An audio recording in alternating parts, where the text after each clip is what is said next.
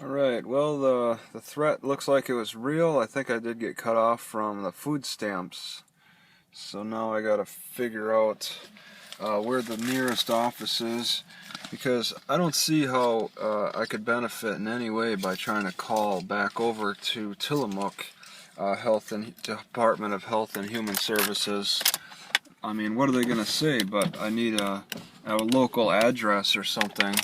I'm going to need to find nearest Department of Health and Human Services as quickly as possible so I can get that started again. Because I was supposed to be on the 3rd, and then it said at 8 a.m. and I don't see any addition to the food stamps, so I'm out. I have a lot of this dried food. I tend to pick and choose from quite a lot because if I eat too much of it, it hurts my stomach. It's just there's something with the drying of the food or something that's not great. It just affects my stomach, my head. I can't eat it like all the time, but I'm kind of forced to buy it in larger quantities. But now I'm a little more forced to eat it in a larger quantity, and I'm not looking forward to that. I at least try to consume it with this dried food with some milk to buffer the problems that can arise from consuming it, like these this soy protein stuff or the dried potatoes. I prefer to put milk with it. But I spent enough. I bought 2 gallons of milk last month with my own money, and I don't want to do that again. I gotta hold on to my money. Um, and I won't be able to get to any food banks for a few days the way it looks. The hours aren't great. I just missed one yesterday. I guess I could have gone. But when I run into new cities, I'm getting familiar with them kind of slowly, and I miss times and stuff. That's what happens when you're not familiar with particular cities, so you miss things. I'm missing out on like hot meals and food bank times a lot. Um, and that was getting buffered with the food stamps. Uh, but yeah, I don't understand. Like Washington wasn't so bad.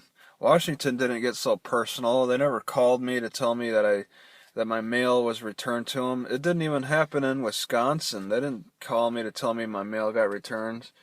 But in Tillamook, they're really strict about mail getting returned. They want you stuck in a permanent location, like you're a tree or something.